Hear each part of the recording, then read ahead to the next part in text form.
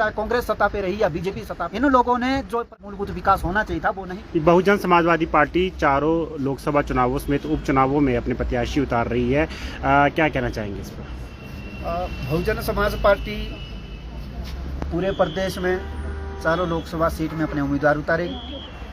दर्जनों आवेदन बहुजन समाज पार्टी के पास आए हैं। बहुजन समाज पार्टी को जो भी बढ़िया कैंडिडेट मिलेगा, जिताऊ कैंडिडेट होगा, जिसका चरित्र ठीक होगा, पढ़ा लिखा होगा और समाज में प्रभाव रखता होगा, तो बहुजन समाज पार्टी की आला कमान बहन कुमारी मायावती जी जल्दी ही हिमाचल प्रदेश में भी लिस्ट जारी करेगी। पूरे देश में अभी तक 6वें चरण पर लिस्टें जारी हो चुकी है। बहुजन समाज पार्टी पूरे देश में, प्रदेश में पूरे दम के साथ ये चुनाव लड़ेगी।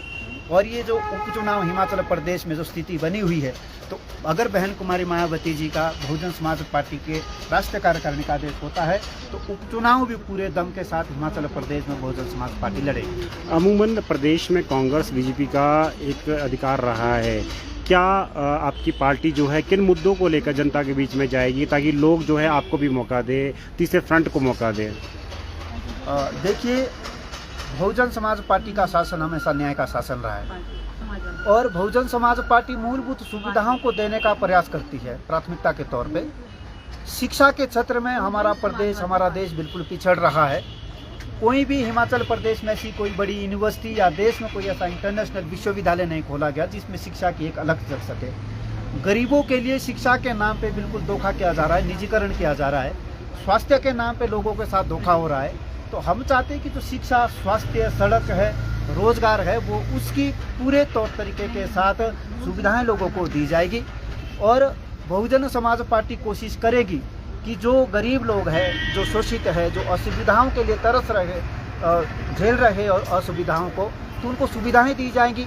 और मूलभूत जो बेसिक नीड की सुविधाएं वो बहुजन समाज पार्टी प्राथमिकता के तौर पे देंगी। उदाहरण के लिए आप हैरान रहेंगे कि पूरे देश में 95 लाख पर्यटक हिमाचल प्रदेश में घूमने आया, परंतु जब हमने यहाँ आंकड़ा निकाला तो लगभग 62,000 के करीब विदेशी जो यहाँ पर पर्यटक पहुँचे, जबकि हिमाचल प्रदेश पूरे देश में, पूरे वर्ल्ड में सुंदरता की एक मिसाल है।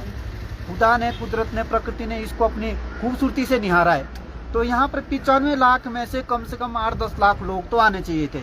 ये इस बात का बड़ा उदाहरण है कि चाहे कांग्रेस सत्ता पे रही या बीजेपी सत्ता पे रही, इन लोगों ने जो पर्यटन के नाम पे मूलभूत विकास होना चाहिए था वो नहीं किया है। नहीं तो हिमाचल प्रदेश तो स्विट्जरलैंड और जम्मू कश्मीर से भी ज़्यादा खूबसूरत जगह है। यहाँ पर अगर मूलभूत सुविधाएं की जाती, पर्यटकों को वो सारी सुविधाएं दी जाती, उसका मूलभूत ढांचा अगर तैयार किया जाता, तो 95 लाख में से यहाँ 8-10 लाख लोग, पर्यटक पहुँचते, अतिथि पहुँचते, और हिमाचल के जो गरीब लोग हैं, जो रोजगार के लिए तरसे, उनको रोजगार दिया जा सकता था और आय का मुख्य साधन वो पर्यटक हमारा बन सकता है। अगर बहुजन समाज पार्टी ताकत पे आती है, लोगों का विश्वास आता है, सत्ता में आती है, तो बहुजन समाज पार्टी तहसीलों में, पंचायतों में जो भी ऐसी जगह है जो घूमने लायक है और सुंदर जगह है, उन सभी जगहों को मूलभूत तरीके से उनका ढांचागत विकास किया जाएगा और रोजगार का, पर्यटन को मुख्य आधार बनाया जाएगा और उसमें हजारों लोगों को रोजगार मिलेगा। रोजगार एक हमेशा पार्टियों का मेन एजेंडा रहा है। कोई भी पार्टी रूलिंग में हो या विपक्ष में हो, वो यही बोल के सत्ता में आती है कि हम रोजगार देंगे। आपको क्या वास्तविकता ये है कि अभी बेरोजगारी का आंकड़ा जो है प्रदेश में बहुत अधिक है, आप इसको कैसे देखते हैं? क्या इस पे आपकी पार्टी? आपके माध्यम से मैं एक सूचना बहुजन समाज को, SC, ST, OBC, स्वर्ण समाज, जितना भी हिमाचल प्रदेश में लोग रहता हैं, उनको देना चाहता हूँ कि एक बार बीजेपी भी ये झूठ बोल करके आई थी कि 85th अमेंडमेंट हम लागू करेंगे। 50,000 के करीब जो बैकलॉग का पद है, जो जिसमें SC, ST, OBC के लोग नौकरी में लग रहे हैं, जो आज़ादी से लेके अभी तक खाली पड़े हुए हैं, कि उन लोगों को हम भरेंगे। ये झूठ बोल करके ये सत्ता में आए।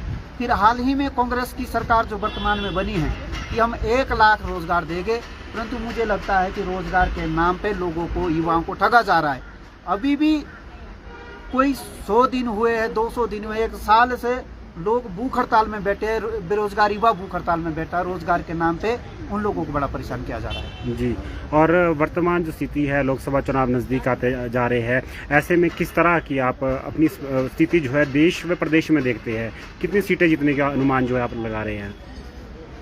बहुजन समाज पार्टी पूरे देश में, पूरे प्रदेश में अपनी पूरी ताकत के साथ लड़ेगी। बाकी फैसला करना तो जनता का काम है। जनता अगर हमें अपना आशीर्वाद देती है तो हम चाहते हैं कि बहन कुमारी मायावती जी देश के प्रधानमंत्री बने, न्याय का शासन होगा, भारतीय संविधान के दायरे में रहकर के शासन किया जाएगा और शासन को लोगों की सेवा का माध्यम बनाया जाएगा, ऐसी हम उम्मीद रखते हैं। हमें उम्मीद है कि जैसे ही लोगों के दिल में बहुजन समाज पार्टी के लिए विश्वास जागता है और बहुजन समाज पार्टी एक लोकप्रिय पार्टी है, तो जरूर बहन कुमारी मायावती जी देश के प्रधानमंत्री बनेंगे। तो लोकसभा चुनावों में ही क्यों, विधानसभा चुनावों में आप क्यों नहीं आए? लगभग 42 सीटों में हिमाचल प्रदेश में बहुजन समाज पार्टी ने चुनाव लड़ा है और मुझे इसके लिए लगता है कि जो ये अगर बहुजन समाज पार्टी कहीं पिछड़ रही है तो इसके लिए ईवीएम भी कुछ हद तक जिम्मेदार है। ईवीएम कुछ हद तक जिम्मेदार है और अगर ईवीएम को हटा दिया जाए और बैलेट पेपर से अगर चुनाव कर दिए जाए तो बहुजन समाज पार्टी पूरे बहुमत के साथ देश में सत्ता में आएगी।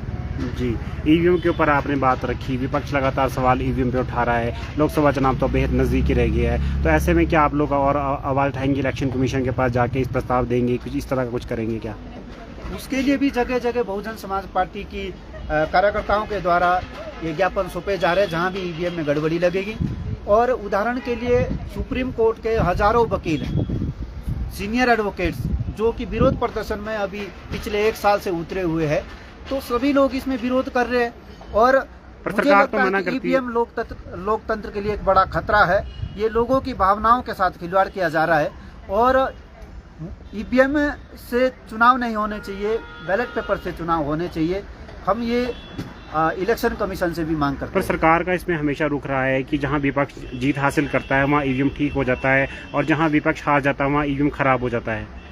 ये इस तरीके की बातें तो लोगों के बीच फैला करके कर दी जाती है और ऐसे ही आंकड़े लोगों के सामने पेश भी कर दिए जाते हैं, परंतु जहाँ तक मुझे लगता है ईवीएम लोकतंत्र के लिए खतरा है और लोगों को क्या पता है कि जो वोट जा रहा है वो कहाँ जा रहा है। हमें तो देखने के लिए समाचार पत्रों के माध्यम से ये भी देखने को मिल रहा है कि अगर वोट हाथी पे डाल रहा है तो वो कमल के फूल पे वोट जा रहा है, तो ये लोकतंत्र के लिए खतरा है। इसका बहुजन समाज पार्टी विरोध करती है।